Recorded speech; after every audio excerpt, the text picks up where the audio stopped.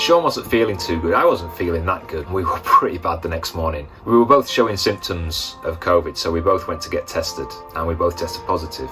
It's been a hell, but for Shaun it's been worse. We called 999 this morning.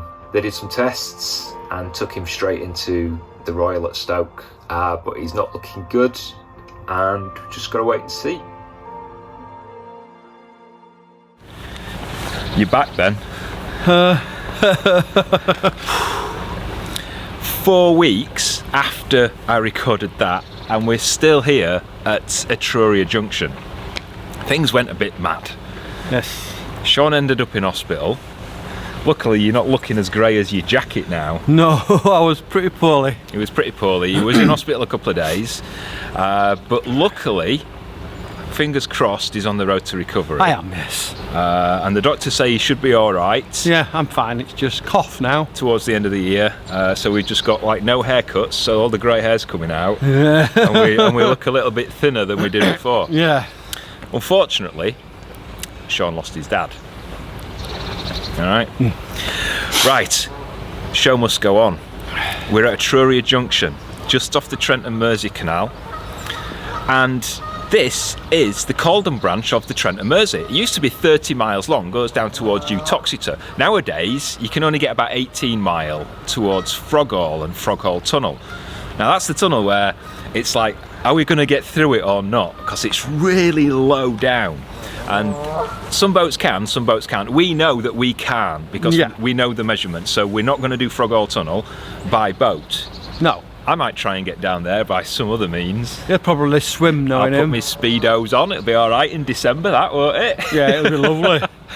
Where we moored has actually been pretty convenient. To say that we've been here for a month, we're right next to the water point and the services. So we've got toilet, shower, we've got the water point, we've got the rubbish. It's been ideal. We've been able to get supermarket deliveries, which is ideal. And we're right opposite the statue of James Brindley. The man himself. The man himself who built the Trent and Mersey Canal. Although he's looking very svelte, isn't he? Do you know what I mean? When you look at paintings, he looks a little bit chunkier than he does there. Yeah, he's a slight man, isn't he? Resting his arm on his theodolite. There you go. Good luck with that one in captions. I know. Today we're going though. Lockdown is over. Shaun's better enough so that we can go. I'm steering. And even though it's been a convenient mooring, it has been really busy and it's quite noisy because we're next to Etruria Forge. It's awful. The CRT workers and the geese, which you probably heard earlier. So we're heading off to find a bit of peace and quiet. We are. We're going towards Engine Lock, which is about 3 hours away. We've got a staircase lock, a single lock, and hopefully a bit of open countryside. Be nice. You ready?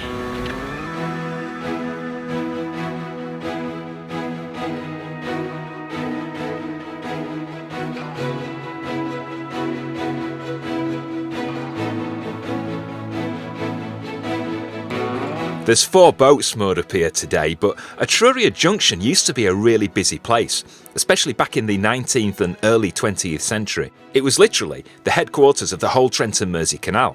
At its peak, hundreds of narrowboats would deliver raw materials to the pottery factories every week, and then they'd take the finished products back out by canal up to the ports at Liverpool, Hull and London, where they'd be exported all over the world. Nowadays, the old wharf, the graving dock, the blacksmith's forge and the toll office form part of a Canal and River Trust workshop and also the Industrial Museum. And that's also home to the old bone and flint mill. It's the last operational steam-driven potters mill in the world, and a group of dedicated volunteers work hard to keep this old working mill in such an amazing condition.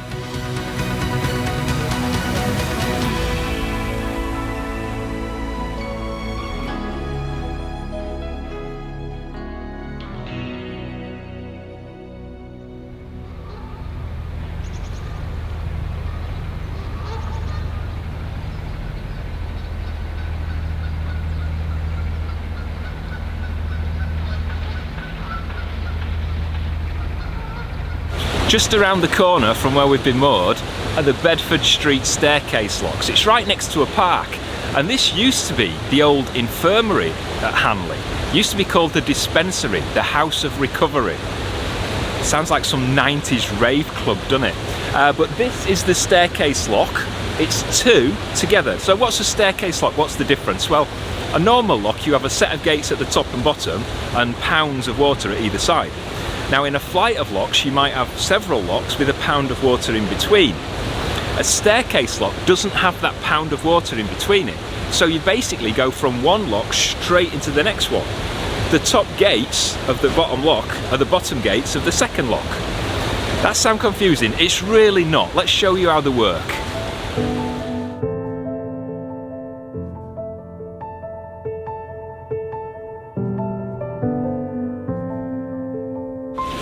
First thing we've got to do is make sure that the bottom lock is empty.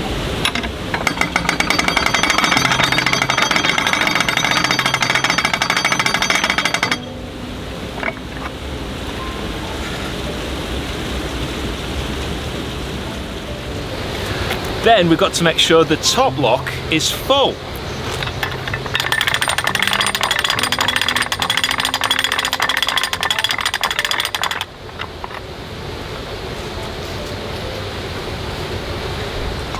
Once we've done that, back down to the bottom lock, which is now empty, so we're going to close the paddles and open the gate so Shaun can come in.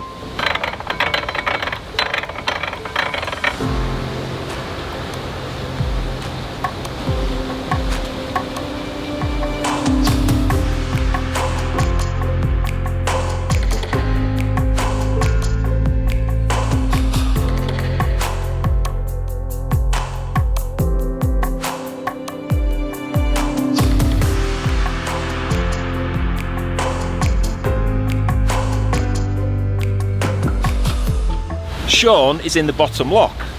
All the paddles on the gates have been closed and the top lock is full of water. So what we're going to do is empty the water from the top lock into the bottom lock until it equalises. Once we've done that, Shaun will move into the top lock.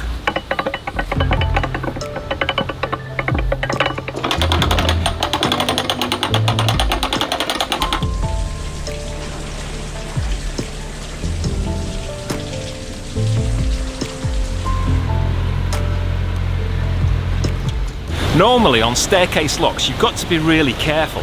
If you leave the paddles open on the top lock, more water can come into the bottom lock, which can cause the lock to flood. It will overflow because there's too much water coming down. That's why we have to check the gate paddles are all down before we start moving the water about. But this lock's an exception. You can see the overflow just on the left hand side of the lock as we're going up. And that means that any excess water that comes down from the top lock will just overflow back into the bywash and go down to the canal at the bottom end. I don't know why they don't do that on more.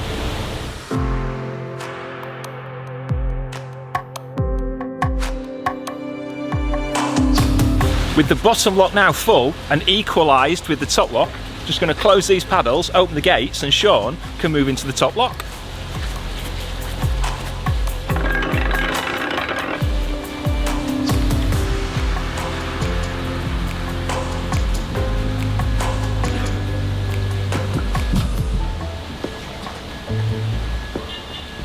Shaun's in the top lock, so we've just got to open these two paddles to fill the top lock up from the pound at the top of the canal.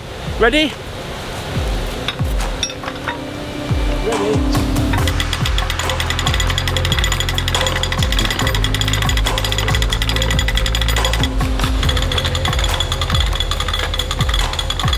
And it's as simple as that. We're ready to go.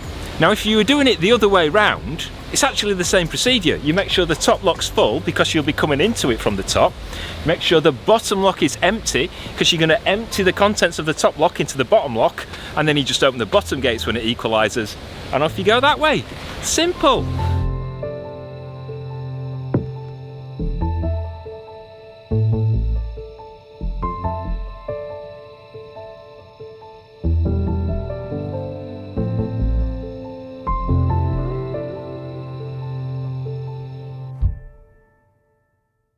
We always listen to other boaters and we ask friends and read the guidebooks on where to moor, because you want good internet, you want some solar, you want it to be safe, near some services, shopping. It's quite a long list of things that make a desirable mooring. And according to the guidebooks and a couple of people who have been on this route, we were told not to moor between Etruria Junction and where we're going today, which is around Engine Lock, Lock 4, because it can be a bit I think Hanley's alright, to be honest. It's been alright for us. It's been fine.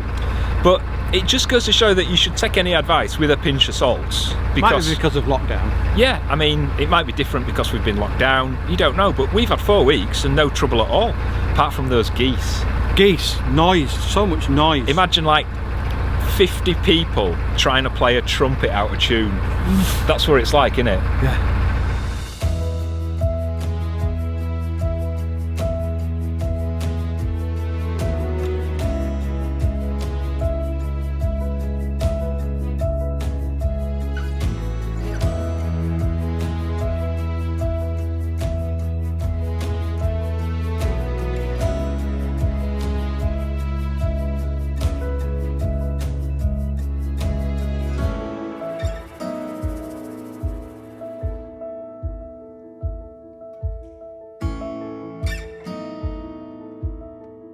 That lock wasn't always there. That wasn't part of the original Caldon Branch of the Trent and Mersey Canal. But there was a lot of mining going on around here, and if you know about mining, you'll know that as they're digging forward, the shafts behind kind of collapse in on themselves, don't they? They do. And that creates something called subsidence, which is where the land starts to drop.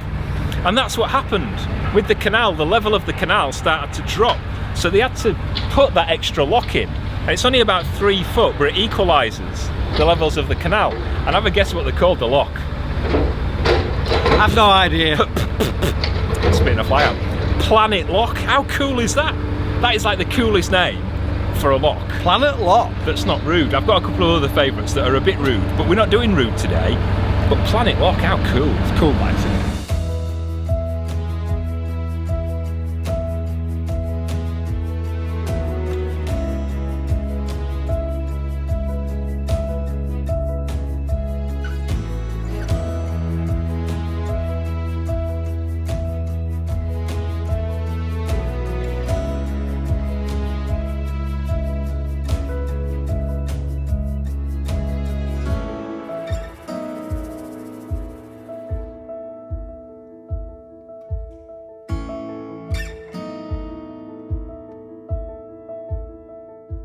According to everybody, what?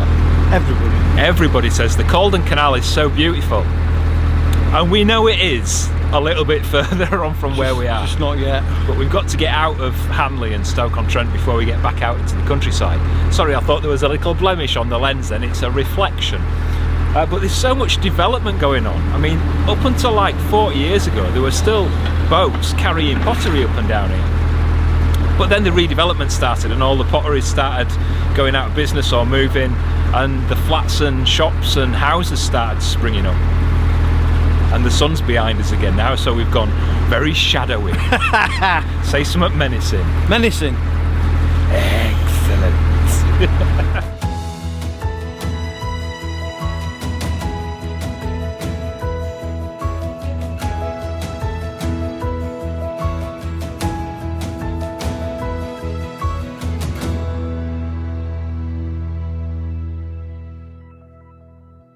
Bridge 11 is Ivy House Lift Bridge, and luckily for us it's electronically controlled, which means I don't have to crank a windlass 100 times just to lift the thing. These electronic bridges are really easy to use. We start off by putting a Canal and River Trust key in the control panel, and that activates it. Then we press and keep a finger on the open button, and that drops the barriers, which stops the traffic on the road, and then it raises the bridge using some really heavy duty hydraulic lift gear. Once the bridge is raised, it's safe for Shaun to bring the boat through. Then I just press the close button, keep my finger on it, that lowers the bridge back into position, it lifts the barriers up, and then the traffic's free to cross the bridge again.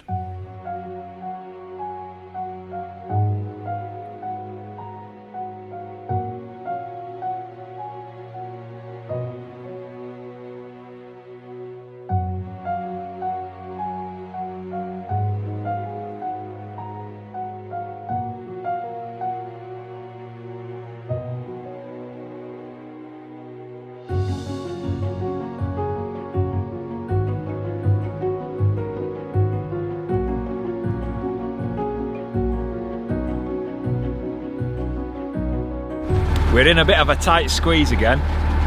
Behind us is the Foxley pub, and that corner used to be where the Foxley Arm came off the Caldon Branch of the Trent and Mersey. The Foxley Arm. It should be called the Foxy Arm. What's at the end of a Foxy Arm? A foxy fist. Don't ask. There you go. And it was a little canal arm that went up to the old Ford Green Ironworks. And do you know why it jumped out at me? Why? Because it's the Smallthorne Colliery. Really? Yeah, which is similar to the street I grew up on. It is. But about 50 miles that way.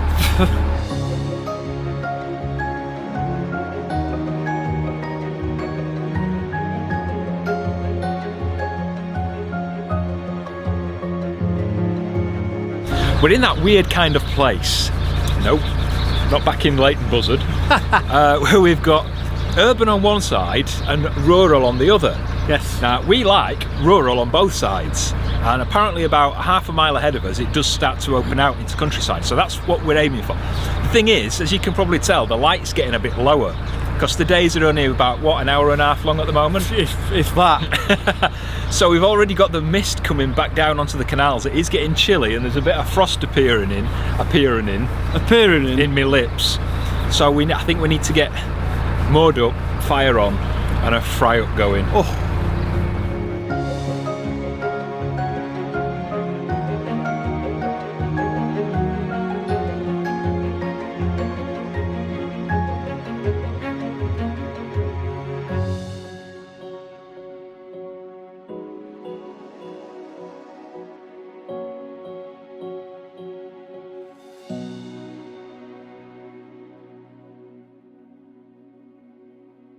I think this is one of those outros that we might re-record when the light's a little bit better. A bit brighter than it was this morning. It looks like they've dropped the bomb on Stoke.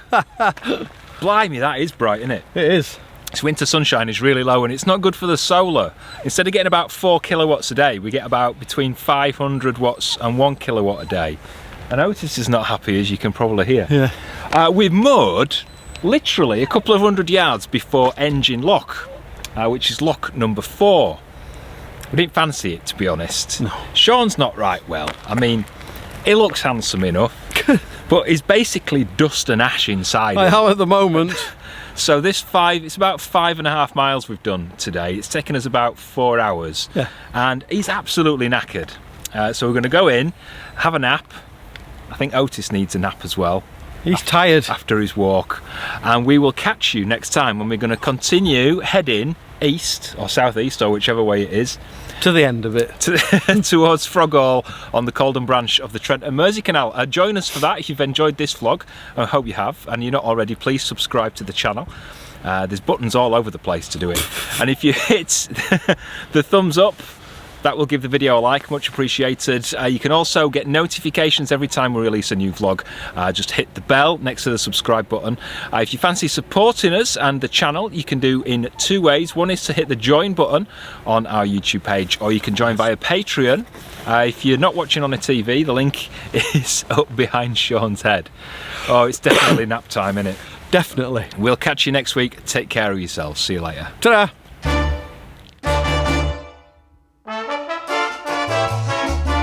Hello. Try that again because we were being talked to. Ridgeford Bedway Pottery. Ridgeford Bedway Pottery. I've got to try and remember that, haven't I? It used to be the infirmary. No, it didn't. First thing on all the gates, the top lock is bogey check. Off we go. Might help if you press record, Colin. It goes to show that you should always do what your granny says. 1. Ding ding ding ding. I do like a bad boy though. If he's blonde, I like a bad boy.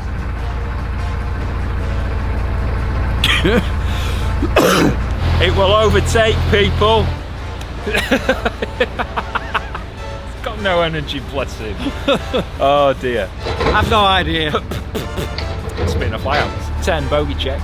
We're alright. Yeah. We're alright for bogeys. We've got, I can't even remember words. What's opposite of rural? In suburbia. Urban and mixture of urban and rural. Rural. I'm going to do that again because I can't concentrate because the lady with the blonde hair was putting me off.